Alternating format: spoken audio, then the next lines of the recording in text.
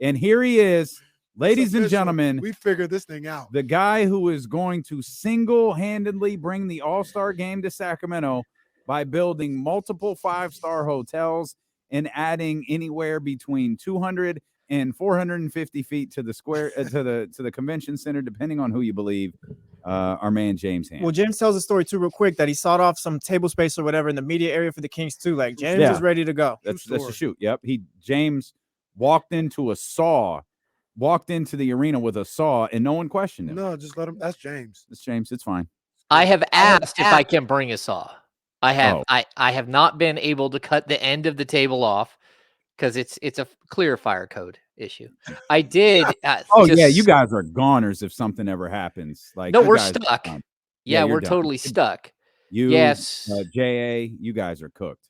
I did bring a cordless drill to Arco and installed. I installed hooks under the table so we could hang our backpacks. So when drunk people spilled stuff behind us, it wouldn't get all over our stuff. Took matters into his own hands. I did. And no one questioned it. No, nobody questions me. Bring his drill. It's fine. Let him do it. The Arco was a wild place. They let you do anything at Arco.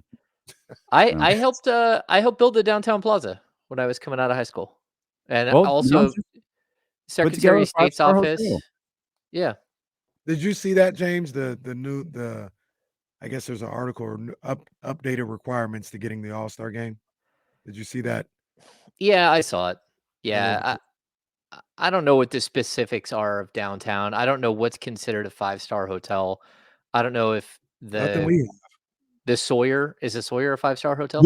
I don't know, James. Yeah, people are saying the Sawyer's not I think it's a 4, but when you Google 5-star hotels in Sacramento, you get a very obvious list of hotels that aren't 5-star hotels. Told us something on Richards Boulevard was 5-star.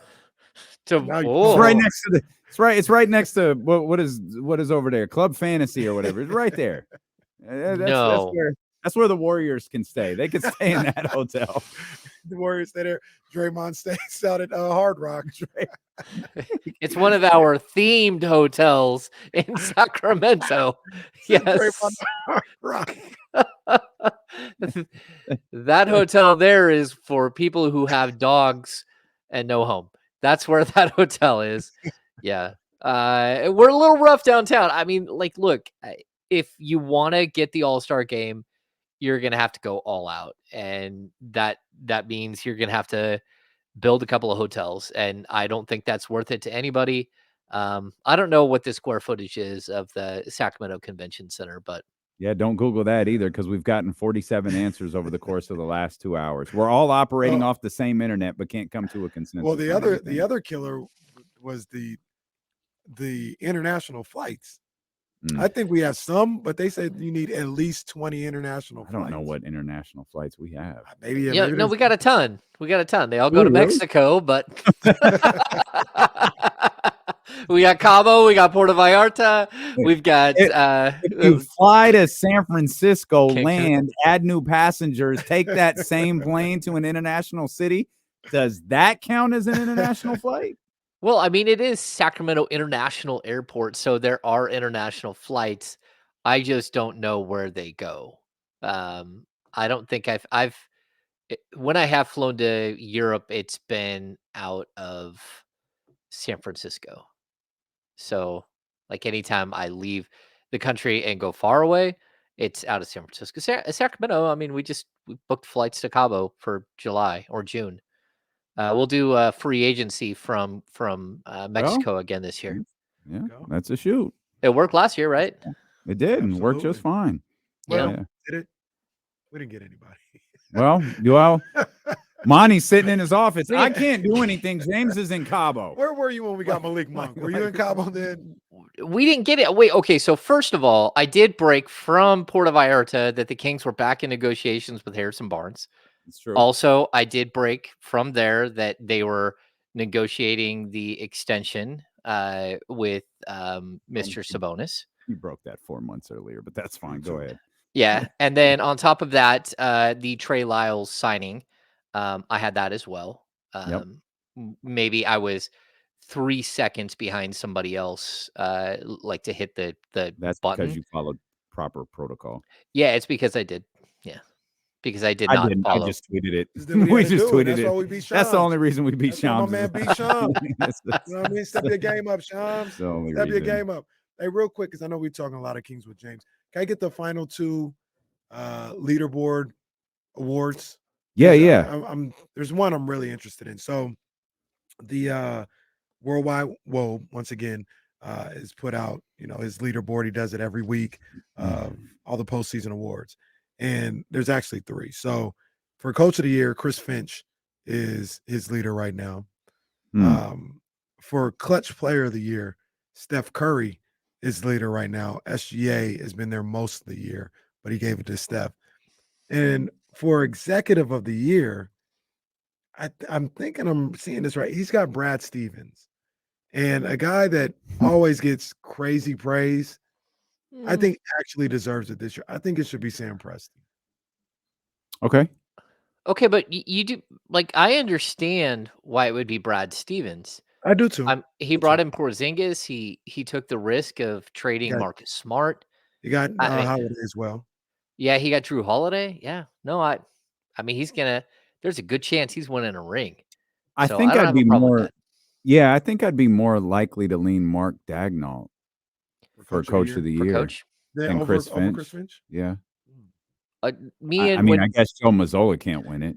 So yeah, Joe when Shanahan. when me and Kyle did this, I had Finch and he had Dagnall.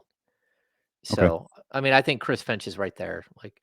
I mean, anybody who will drag his star after the guy puts up 62 points in a game and accuse him of shot hunting, I'm all in. Look at that. Somebody stepping up and saying, hey, why don't we play basketball the right way? So I'm down with him too. So I'll play the role of Damian Barling here. Give you a hypothetical. And mind you, this is just a leaderboard thing. This is not like it's if the season ended today, this is who should get it. But clearly, when you do that, there's still more time to play. Clippers get to 1. Ty Lue, does he get there? Why not, James? Because it's 4 Hall of Famers and Ty Lue. It's not Ty Lue and 4 Hall of Famers. He's not Ty taking. Lue's really good. Ty Lue did a good. he They is. were in a danger zone, and he deserves the credit for turning that whole thing around. Well, helping turn that whole thing around. Hey, I think he's done a great job. I do, but I don't put him in that category. I mean, Excuse me. Nobody want to bring up Bickerstaff? Oh, yeah. No, Bickerstaff's done a great We're job. gonna bring up JB? We can bring him up. I mean, he's not ahead of those 3 though. Why though? Because He's got his team in second place. Are you sure? I'm predicting that. Oh, one well, of those at 3, the end of the game, at the end of the season. they'll have a better record than Cleveland. Okay. Even by a game or 2, like Bickerstaff can't be in this conversation? Yeah, I said we can bring him up. He can't win though. I did. No, I shouldn't say can't win. He won't win. Those other teams won't fall off enough for him to get the number 1 spot. And then we're lost like 1 game. Like you said, we're also discounting Joe Mazzulla. Of course we are. I don't know why, but we are. Just like you guys were discounting Jason Tatum. Well, I came around to what you were saying. Well, thank you. And I stopped. I forgot you did Jason that. Tatum. Jason Tatum, that was my MVP. That's who I had for MVP. Okay, there you go. All right, yeah. That was my argument. Now, KC has SGA right now. Yeah. That's fine. I made the argument for Tatum. And it's best player, best team. Well, I also said, James, there's no if things stay the way they are in the second half, there's no argument for Jokic. Yet Jokic is the betting favorite. Yeah. Yep. Well, I mean, Jokic's numbers are nuts. I mean, they always are. So Giannis's. So Giannis, and nobody has him. Yeah, but Giannis doesn't Or usually. Lucas, to be honest with you. Mm-hmm. But at least his team isn't good. Giannis is going to have a top 3 team in his conference. Advanced statistics, for some reason, favor Jokic so heavily, except for right now, because SGA leads in win shares and stuff like that, but not by much over Jokic. But Jokic's last 3 years, have been like statistically speaking, some of the best basketball anyone's ever played in the game. So like his impact on winning, his impact on their offense, his impact on their defense is like on and off court splits. Everything is just like tremendous. Whatever. Yeah, if things said he has no business winning an MVP if things stay the way they are. I feel like no business. Okay. If things stay the way that they are. Okay. Standings and everything, you got no business. Yeah. I don't hate the Steph Curry one. I don't know what I'm not. I couldn't think of another. What I'm not sure is that a numbers based? Like I don't know how we're doing that. I think it's number. And if the ironic thing is, I haven't seen it lately, but numbers wise, I think Fox is still like second or third in fourth quarter scoring or something like that. But I know Kyrie was up there for fourth quarter scoring. I think SGA is up there as well. And SGA was on his leaderboard for a number of weeks for clutch player. But it's also like, and this is kind of what I do like about the way you kind of live through it, right? Like we lived through Fox in the fourth quarter last night or last year. Fourth quarter Fox was a real thing because we lived through it. Well, right now, at least in the last month or so, we're living through Steph Curry having moments and doing some special stuff. So I think that might be, one of those undefinable criteria for that award as well. Yeah, I don't know. Like the clutch player of the year, I mean, there are definite clutch stats, but I would also point out the expected win total of the Warriors right now is 29-24, and they're 27-26. So even, I mean, you can say he's clutch, but his team is one game over 500, and maybe that gets him there in the end. But scoring clutch baskets and losses doesn't mean all that much. He does have a lot of wins too. Look at so I pulled up these are clutch times numbers. Well, this was done a while ago. Never mind. I'm not going to read this. My guess is just based off of what I saw that was published a few weeks ago. Like clutch minutes, not fourth quarter minutes. It's Steph by a lot in terms of scoring, just points. But like the names that follow, James, there's Dame, but then there's like Mikal, Trae Young, DeMar DeRozan. Like there's some names where it's like they're not close, by the way, to Steph, but they are next. It's like okay, those are teams that are all struggling. De'Aaron isn't, at least on this version of the list I'm looking at. He's not on. Okay, so per the NBA, because I'm looking at the clutch stats right now. Anthony Simons leads the league in points in the clutch, but he's only played 12 games in the clutch. Steph is number 2. He's had 33 games in the clutch. They're 18-15, and he's averaging 5 a game. De'Aaron Fox is number 5.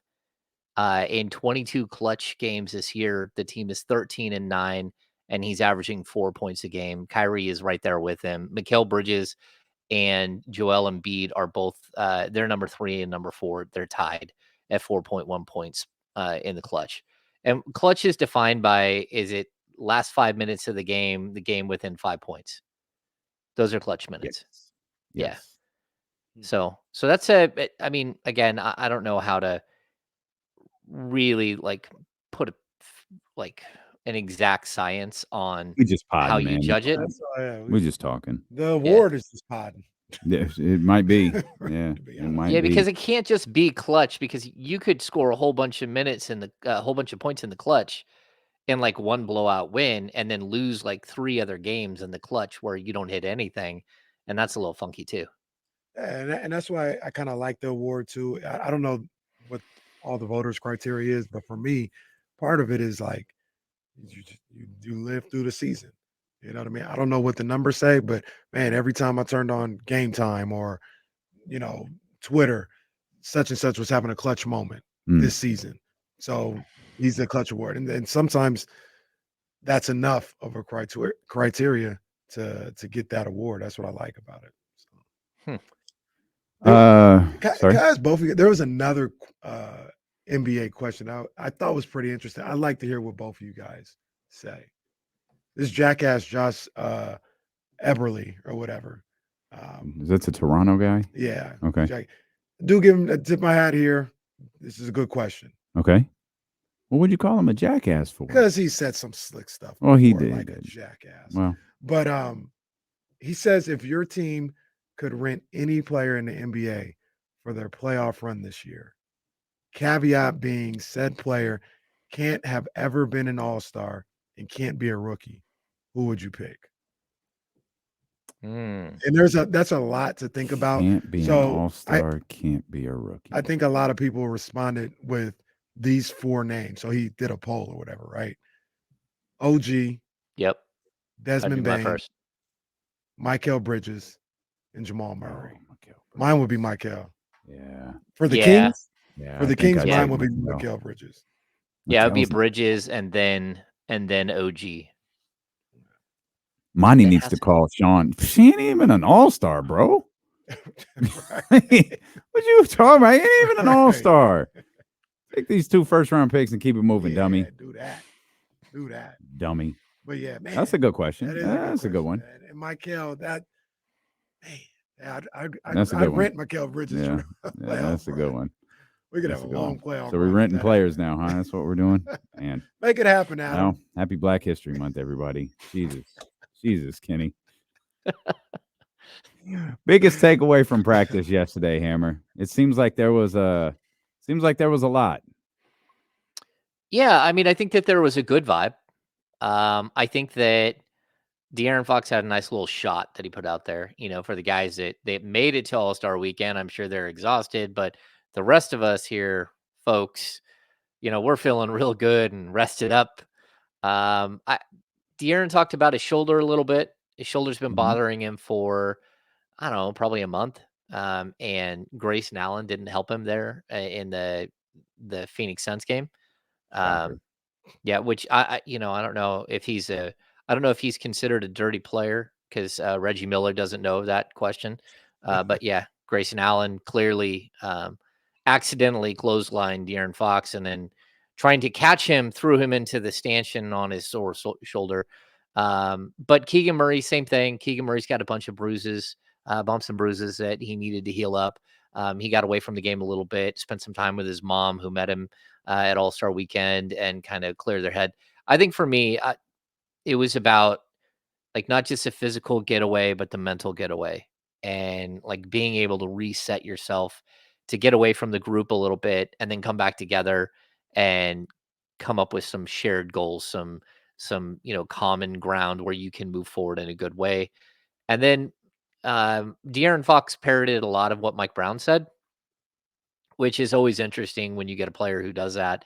But the stats that both of them threw out, that if the Kings, who have the worst 3-point percentage allowed in the league at 39.7 percent per game, if they could be a just average NBA 3-point defensive team, they would be the number 8 defense in the NBA.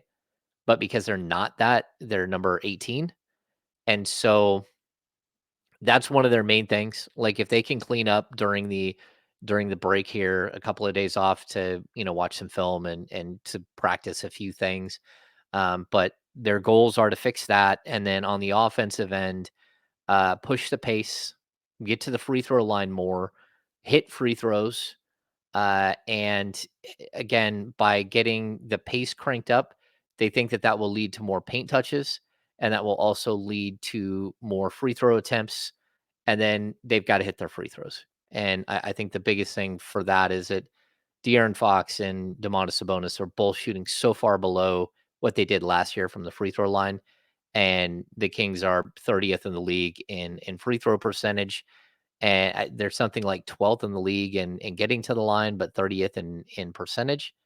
And if they can clean those things up, number one, they think their offensive rating will go way up, just from getting to the line more and sort of stopping the game and pushing the tempo. But then also their defense should improve if they can just fix that one thing. I heard you guys talking about on the Insiders, and I agree with you, Ham, where the positive thing about some of the struggles and some of the things that they're were deficient in the first half was it does seem like it's fixable, right? And it doesn't have to be like you go from last to first, but if you make a couple of tweaks, you can get better at it. You don't have to be the best, but you can get better at it.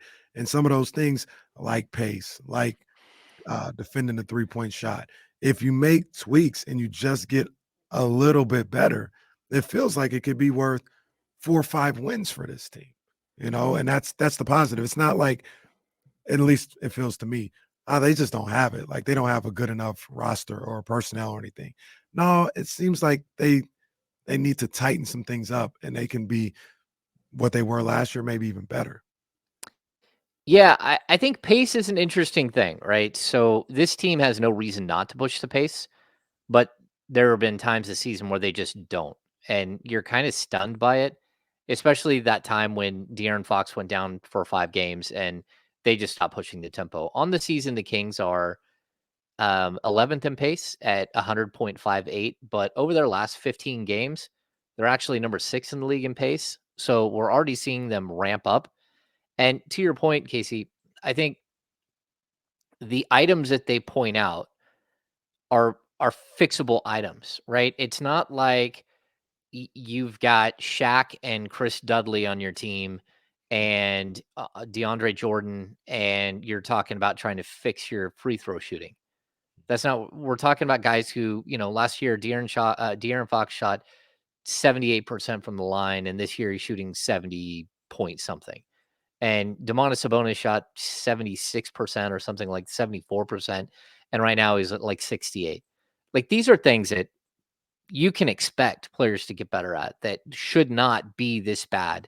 And whatever the problem is, they got to figure it out. They've had, I don't know, 3 or 4 games this season that specifically they've lost because of missed free throws. And it's not something that you would expect from this group just because they might not all be great free throw shooters, but they're also not horrible free throw shooters. The fact that they're last in the league is really an indictment on Fox and Sabonis because they're the only ones who are taking a lot of free throws.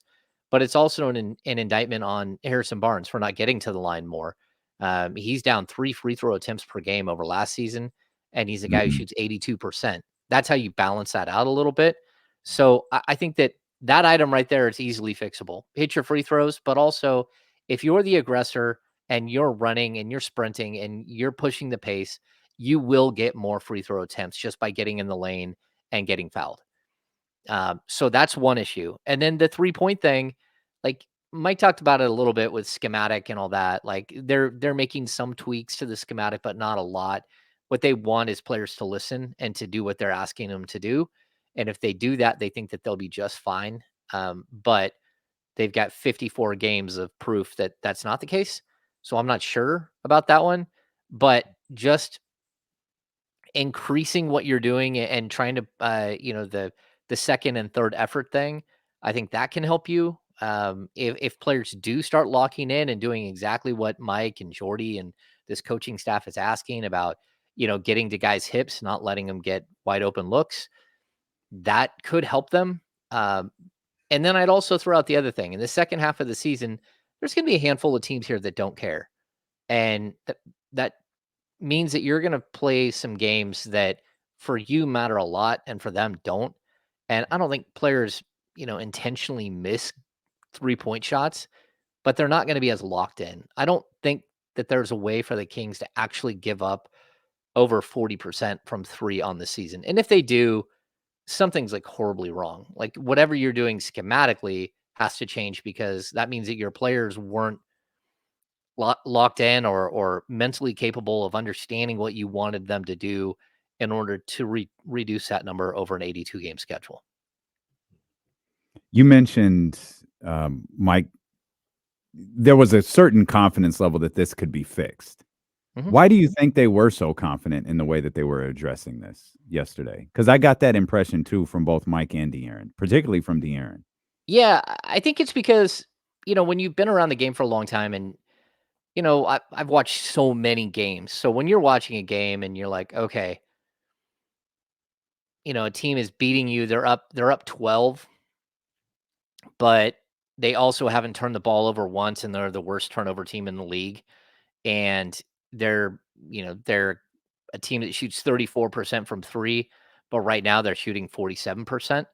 Like the laws of averages will catch up, right? So That's why I think a little bit of it is that there's no way that the Kings that teams playing the Kings can sustain at this level of shooting the three. And maybe they can. Maybe they will the whole second half, and this will be like the craziest anomaly ever. But we could even get to next year, and this team could be right back down to like 37.2% from three for their opponents. And it just fixes itself, if you know what I mean. So I think that, again, a lot of these things at the NBA level, they become like the self-fulfilling prophecy thing where you're a bad three-point shooting team. I mean, a bad three-point defending team, and teams come in scouting that and knowing that you're a bad defensive team against a three. And so they come in a little charged and like, hey, let's get up a bunch of threes and let's hit these things. And next thing you know, guys that aren't your typical, as Mike calls them, hot shooters or hot guys, those guys, the Kings key in on. But just to go to the Phoenix game for an example, it wasn't so much Grayson Allen, it wasn't Devin Booker, it wasn't Kevin Durant that beat you. It was the huge 3-pointers by Kogi and Royce O'Neal, and who's the big one? Nasir Little hit a big three. It's the non-hot guys that beat you. And again, that's a lot of confidence, and that's a lot of watching the ball. Everyone is watching the ball go in, and it just builds confidence. So I think the Kings are thinking that they can snap that. They can kind of break that trend by some tweaks, but also just playing harder and trying to defend harder in the second half. Yeah. Don't get beat by the non-hot guys is what James is telling us here. It's a Mike thing. He says it, and then we make him fun of. It's yours now. No, it's yours now, James. We make him fun of Brendan when he brings it up on the podcast, and it's just like, stop talking about hot guys, Brendan. But that's what it amounts to, is like they have their terms that they use, and I'm using their terms. You heard Mike say it a bunch of times on the video from last night. You said urgency a lot too, and we'll talk about that. We'll talk more about Kings basketball, which resumes finally tomorrow when we return with James Ham of the Insiders here on Sacramento Sports Leader ESPN 1320. So we got to call a grand prize winner like right when we switch over for Rolling Loud. Got that tomorrow. Traffic jam for tomorrow, and that spec spot. In addition to the live show, it's all good, baby. It's funny, Chester. You bring up in the chat, can't lose and to Matt ugly should be dudes. the last hour. Sorry, Matt. Go ahead, James. Yeah, that's exactly what the Kings have done. They've lost to the ugly dudes. I mean, and that's okay. You can lose to, if that's what happens, and you've done your job, and you force Royce O'Neal and again Josh Okogie and Nasir Little to beat you, then they beat you. That's kind of the way it has to go. You have to send a double team at Kevin Durant and at Devin Booker late in the game.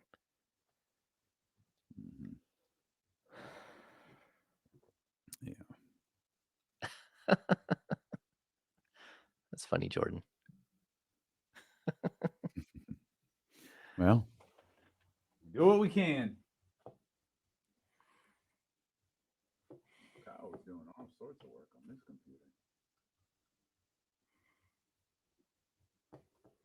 How'd you like the setup today, James? Oh, once we get the kinks worked out, it'll be great.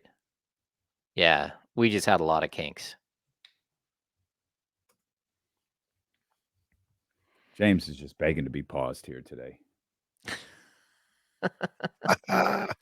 I think it started this morning with our text thread, Damian. Well, that was funny. You guys are funny. That is where it started. Hey, you got to get creative sometimes with these advertisers. Lord have mercy. That's right. That was good stuff.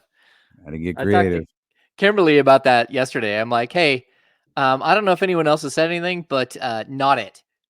And she just laughs. For me, with stuff like that, like it's always wording. Like, and obviously their messaging is important. But I Yeah. always said if Blue Chew called, shit, Hey, bring it in. the money All green, right. right? All of it. All right. Hey, the money green, that pill blue. Interesting. Let's roll. Kimberly Hey. said, I probably should have asked this question to your wives before I hit you with it. It's Look, they'll it's say the same simple. thing. Mhm. Is the money green? Yeah. Is the money green? Money green, pills blue, Does that cash check? Does Pop that it. check cash? The blue world order. What do they call it? The Chew world order.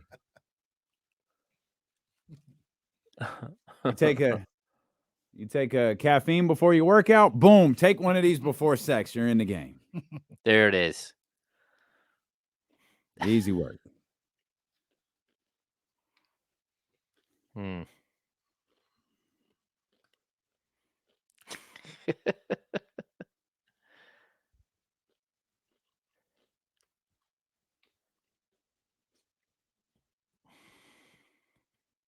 Surprisingly comfortable in here today. Looks good. It does.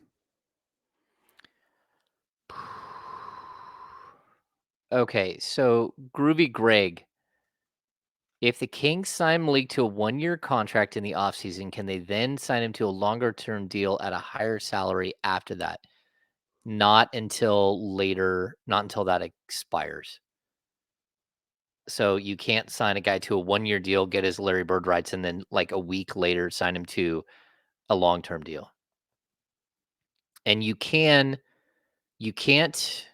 give him early bird rights, and you don't have standard bird rights to him. So the downfall is early bird. The only way to do an early bird is a 2-year contract or greater.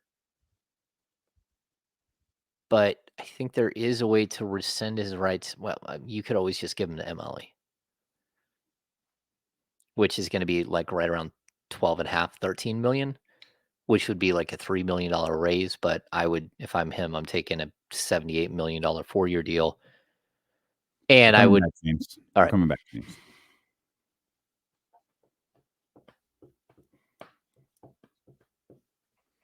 There's no reason we can't bring that conversation to the air, James. It's the never-ending question about what the Kings can do with Malik Monk, who's now the front runner on most sports books to win 6th Man of the Year trophy. Yeah. Yeah, I mean, I think it's really interesting. We're going to get to it this summer, and it's going to be rocky. And I know Kings fans are going to be like all glued to the screen, trying, hoping and praying that Malik Monk comes back. But it really is just going to come down most likely to the almighty dollar and who throws what at him. And the Kings are limited in what they can pay him. They can offer him a contract starting, I think it's $17.4 million as an early bird player. The problem with the early bird rights is that, unfortunately, you're limited in years of it. Like you can give him a 4-year early bird deal, but the first 2 years have to be guaranteed. So what you can't do is give him a 4-year deal, but a 1-year guarantee, and then he opts out after the first year, and now you have his bird rights and he can sign to a long-term deal. That's not the way it works. You have to, it's a minimum of 2 years, and then you can put an opt out for year 3, a player or a team opt out, or year 4, or whatever. So the Kings are they're a little hamstrung in how they can deal with this. They could also sign him to like the mid-level exception. I think they can also give him just a standard bump in pay, like the 8% raise off of his current salary, and give him like, 11 million bucks for 1 year, and then they would have his bird rights. But it's pretty complex. And that same thing, if he would have been traded at the deadline, he would have had the same exact issue wherever he went with that contract. So this is going to come down to who gives him an offer and how much that offer is, and whether it's more than the Kings want to pay or it's more than the Kings can pay. And if it's more than the Kings can pay, then it's going to be up to Malik to decide where he wants to go. Either way, it's up to Malik. He's going to be an unrestricted free agent. So he can go wherever he wants. But if he wants to stay in Sacramento, there is a cap on how much they can pay him, at least in the first 2 years. We never know these things for sure. You just never know. But I don't think we've ever asked you, like, what's your thoughts on how Malik feels about being here? Like, you're around the team a lot, you're in the locker rooms, and does it seem like a place that he just, really enjoys, is really comfortable? You talk to him, things of that nature. Like, do you get a sense that he really likes it here and would like to stay? Yeah, I mean, I think he loves Sacramento. I think he loves the crowd. I think he loves how he's become someone who, doesn't have to. I mean, I can't imagine that if Malik Monk goes out after a game or on a Tuesday night in Sacramento that he would ever buy a drink. You know, he is already a fan favorite. He has been since he stepped on the court. So I think he likes that. I think he loves playing with De'Aaron Fox and the group of guys that they have. But you never know what's inside his head when it comes to whether he wants to be a starter or whether this 6 man of the year thing that he's going to be in the running for, if that matters to him. Because there's a possibility that, I don't know, a team like Orlando could come after him and say, "Hey, we got a boatload of money and a starting point guard position. Will you come here?" And maybe he says yes, right? But there's also, it's going to be tough because I think he understands that good situations don't happen every day in the NBA. And you don't know a situation is good until you get there. And just because someone promises you a starting job 1 year doesn't mean they don't replace you the next. And that's just kind of the nature of the beast. I mean, like, remember Darren Collison signing a 3-year contract in Sacramento, and in his third year of that contract, the Kings went out and signed Rondo. And like, okay, your job is done. The same thing just happened to Rashawn Holmes, right? Rashawn Holmes is the starting center on the Sacramento Kings, signs a 4-year deal. Midway through the first year of the 4-year deal, they trade for Domantas Sabonis, a 25-year-old two-time All-Star, and you're done. Like, you're now going down to 13 minutes a game, no matter what. So I would hope that he thinks of that stuff and he values it, but also look at the money that he's made throughout his career. It's not huge money. He's coming off like a 2-year, $19 million deal, and you got his buddy De'Aaron Fox over there making 30-something $1 million a year.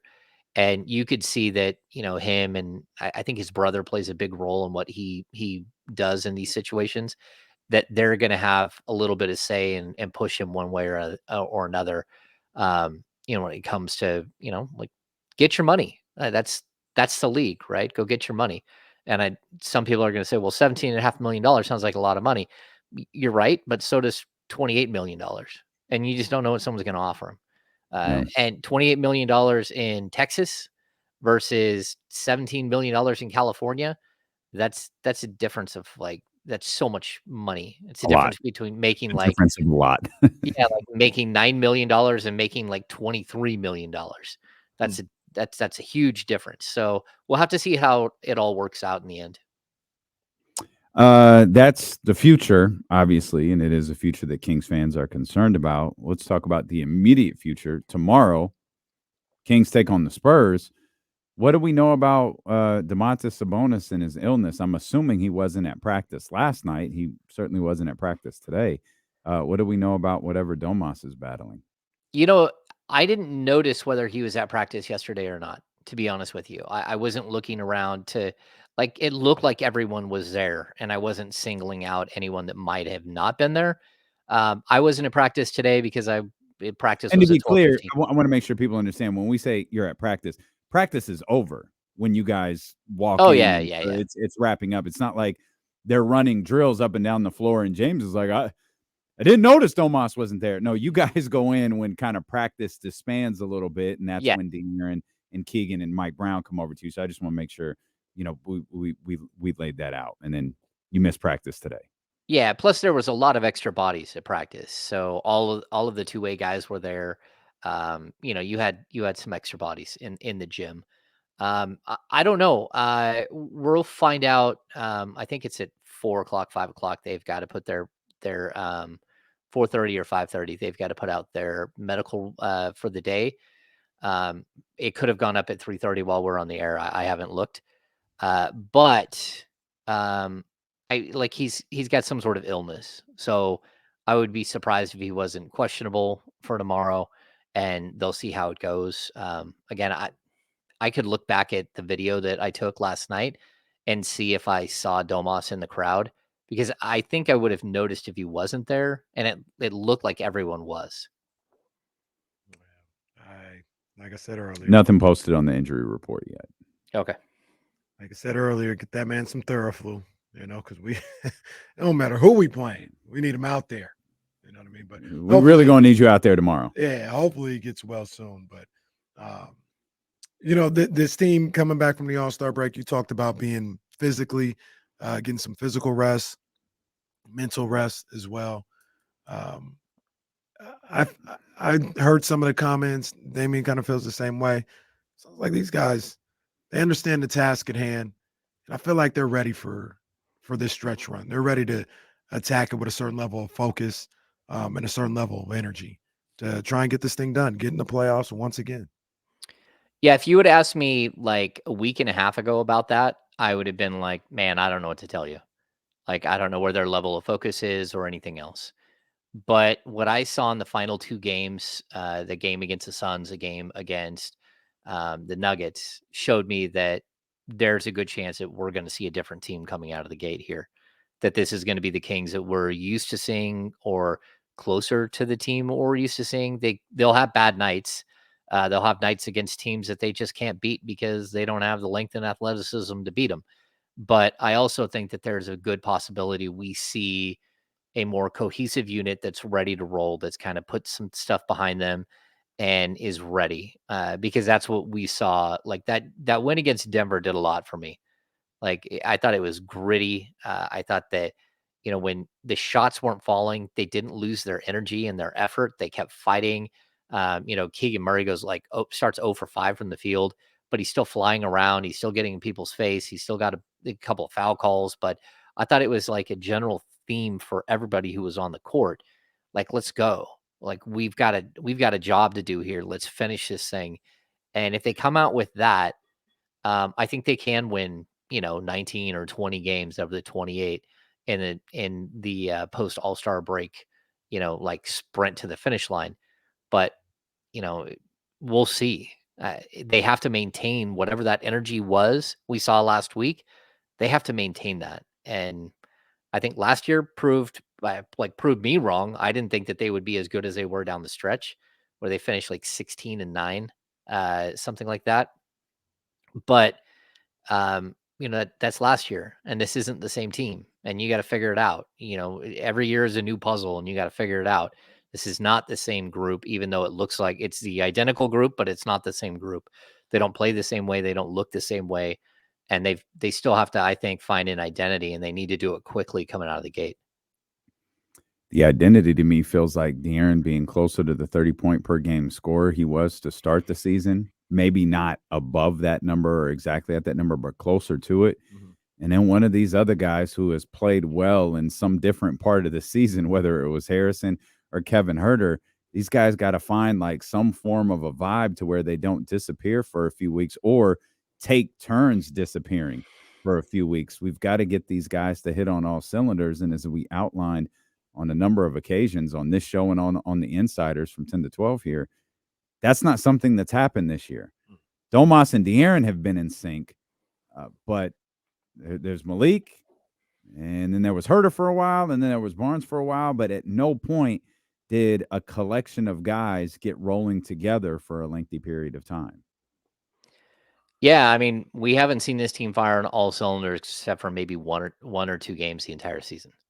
And even for stretches, if you want to look like a week at a time, we haven't seen it where it feels like even 5 guys really came and played an A game in an evening. I mean, on occasion, maybe there's been one of those games, but it doesn't feel that way. And it's usually like the usual suspects, right? It's Fox, it's Sabonis, it's Monk, and it's Keegan. But Keegan has had some ups and downs, and we've documented well documented the Harrison Barnes struggles, the Kevin Huerter struggles. But even like a guy like Trey Lyles, like the last 2 weeks, Trey Lyles couldn't miss a 3. Like, you're gonna need that in the second half, especially with Sasha out. You're going to need that. You're going to need somebody to step up on every night that isn't the big four, and they've got to figure it out. And I don't know, it's a question mark to me whether they can, because they haven't shown me that they can through 54 games. And I would like to say, oh yeah, they're going to figure it out. But that's why I think Mike searches. It's why he uses Keon Ellis and Davion Mitchell and all of it, like Alex Len and JaVale McGee, and he kind of mixes and matches Chris Duarte, like whatever it is. It's because he's not quite sure what he's getting out of that whole back end of the rotation. He knows what his top 7 are going to do for the most part, although there's some, hits and misses there as well. But that whole second group, he's not sure. And it's tough. It's tough going into a stretch run like this where you have uncertainty and you don't have everybody locked into very specific roles. And this is who and what you are tonight. They should be, but like, I don't think I've seen that hardly at all this season, where I think guys are 100% locked into the role for the evening. I'm looking at something. I'm just trying to double check, not trying to get chatty housed in any form or fashion. Yeah, I'm trying to figure it out. I just got sent something. I'll keep it to myself. I got sent something. Yeah. So annoying when you do this. No, because I thought I found it, but there's nothing up here. I'll say it. It don't matter. I got sent the injury report. Domas is a game time decision. De'Aaron Fox is a game time decision on the injury report. I'm on the official NBA.com right now. It doesn't have anything listed, but the person I got it from, I trust. This wasn't a chat situation. So Fox and Sabonis are game time decisions as of right now. What was Fox again? Game time. It didn't say the specific thing. It just said their status. It says game time decision. Well, aren't we all game time decisions? Aren't we all? We're all day to day. We're all day to day. We don't even know if we're going to be here Sunday. Yeah. Well, that would not be good. It'd be a crappy way to start the second part of the season. Yeah, because De'Aaron Fox was perfectly fine and chatting with us last night. And if he's got some sort of illness, we're all within like 5 feet of him. So good luck to all of us. I got you. Yeah. Get well soon, everybody. Thorough flu for everybody. Confirm it's a decent source on this one, so we'll see what happens next. Great. It's a decent source on this one. But point still stands. De'Aaron, Harrison, Herter, and Keegan. Like, these guys got to get in sync somewhere. Like, there has to be a couple of guys. Like, I think one of the reasons the Phoenix game bothered me so much, James, was you got like 90 points from maybe inarguably your top 3 guys. Mm-hmm. And you scored 125 and lost. You got 90 from those guys and couldn't get the win. Like, Herter's got to be there. Harrison's got to be there. They got to be there to close some of these games out too, down this stretch, for them to be in a better position, I think, than they are now. Yeah, but every game has its own, its own issues, right? So I'm not going to say, like one game against Phoenix, right? So the problem that you have in the Phoenix game is you take 95 shots as a team, and 53 of those came from De'Aaron Fox and Domantas Sabonis. So there's only like 42 shots remaining. And that's really not a lot to break down, especially when Monk takes 16 of those. So now what are we down to? 26 shots for the rest of the players? That's, how do you get Harrison Barnes, Keegan Murray, and Kevin Herter, but also, Davion Mitchell, and also, that's a game where Trey Lyles missed. Like, how do you get other guys shots in that situation? That's not easy. So that game, I would say, like, it's an anomaly that we see Fox take 31 shots, or even Domas take 9 shots more than his average on the season, maybe 8 shots more than his average. Like, those games happen, but you need to balance those things out. And you were close in that game. You just didn't get over the hump. And I still thought that was a good game. That was just, to me, that's a hard-fought battle against a really good team, and you come up on the short side on the road. That one didn't feel like so many of the other losses this season. Did to me, James. I'm with James. Still real to me, damn it. They're all real. um, I acted really irrationally about that game. I was so angry yeah, that they lost that game. You said this proves why I hate Sabonis. I've been saying it for That's- weeks, and this team's finished. That's no one believes you, so it doesn't matter. Like I don't even have to like acknowledge that everyone. It's exactly what I heard. It's like when you were on 102.5 and you tell people I'm not giving them tickets. Everyone knows that you're lying. I'm ready to give them away right away. Well, sometimes you do. So sometimes you do. Just smidge bit early. Hey, give us the keyword, D-Lo. Like, hey, why don't you wait 10 minutes, pal? TSL game here, buddy. Hold. No. Keyword is don't. Yeah. That's the key I word. see that on my list. That's right. Get rid of shut your mouth. Oh, man. James, you feel good about this team entering the final stretch, or are you still a little uneasy? No, I do. I think I feel better about them than I did. Again, I think The Denver game made you feel better. It did. It made me feel better. Gotcha. Because this team hasn't won like gritty. They haven't won that way, And when you do see it and you see that they can win that way and they can win playing a little bit of defense and remember, they're on the second night of the back-to-back. Denver was not. Sure, Denver had a couple of players missing, but Denver always has a couple of players missing every time the Kings play them. I don't know what you're supposed to do about that. But overall, I definitely thought it was it was more convincing. And even if they would have lost, it would have been a convincing loss, which I feel, again, like the Phoenix game was. Yeah, I'm still, on edge and guarded from what this team has done a lot of this year. I'm gonna need them to go out and handle business tomorrow. Like, well, that's win an the 11-win Spurs team that they should. They just lost to the Pistons. I understand that. They just lost to the Pistons. I didn't forget. Well, that was in the first part of the season. This is the second part of the season. This is totally different, Kenny. Oh, that was different. That's right. That's exactly right. That was so long ago, Kenny. It was like first half of the pre-All-Star break. It's like phantom way out there in the distance. Oh, James telling the truth. I'm going to need him to handle business tomorrow. Get that W. Start the second half the right way. And we don't. We'll talk about it sure on Friday or whatever. But just realize Sunday with the Clippers, they happen all the time now. We don't even pay attention. National TV. It's on ESPN. It wasn't even had no idea. Wasn't even on my radar. Kings Clippers Sunday evening on ESPN. Okay, is that a 6:00 start? Yeah, 6:30 maybe. It is 6:30. 6:30. All right. I'm with it. In LA. And De'Aaron Fox didn't even know. He's like, no, I know we play the Spurs. After that, I have no idea. Like, I don't know who we're playing. He's like, I think we play the Clippers here in the next few days. He's like, but I couldn't even tell you. He's like, I worry about that when it's time. When someone tells me where I'm going and what plane to get on and all that. He's like, that's what I worry about. Did anyone ask what De'Aaron did during the break? Because he didn't watch the game. He told Keegan, like, bro, I didn't see a second of what you did. Yeah. Did anyone hey, like, just out of curiosity, big dog, what did you do? I don't think we did. We kind of just left it. Same with Keegan. I mean, again, Keegan said he hung out with his mom in Indiana, like for the All-Star weekend. But outside of that, I don't know where else he went. Some of these guys like to keep that private, like where their cool spot is that they go.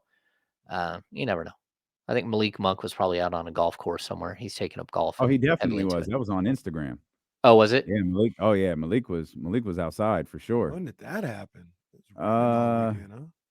Might not have been here. Well, that's a good point. But it was when was their last game? Wednesday.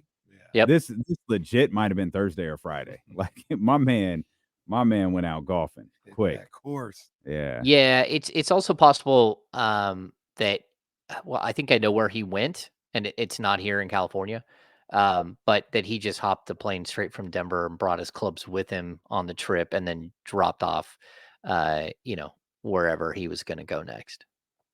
Oh, I'm not gonna say where his quiet spot might have been for the week, but unless you put it on Instagram, if you put it on the gram, then it is. Well, no, he didn't do that. I think he posted. I feel like maybe he had a cigar. I can't remember, but it was him. I think it was him getting out of a golf cart or something. He was he looked excited to be out there on the golf course. Yeah. Good. I hope they enjoyed their time. Mm-hmm. Time to get to the playoffs now, baby. Come on. Well, That's let's do that. And it starts tomorrow by beating the 11-win San Antonio Spurs and Victor Wembanyama. Is this Vic's first trip here? Vic's first trip. Wow. Damn, his first Sacramento trip here in debut. February. Yep. Didn't he Wonder show if up for? he'll be asked about LeBron's first trip, first game in I'm sure he in will. Sacramento. Didn't he show up at the California Classic even though he didn't play? I can't remember if he showed I'm up not or sure not. if he I don't, did. yeah, I think there was a belief that he was going to show up. I don't Yeah. think that he did. I think he just skipped it. So I'm going to Vegas. He definitely I'm going did straight that. to He said, Vegas. there's not enough 5-star hotels here in Sacramento. I'm Well, going to that's Vegas. in this. Yep, Convention center isn't big enough. internet told me the Sheraton was a 5-star hotel, so I'm out of here. We will see you tomorrow. Insiders beginning at 10 a.m.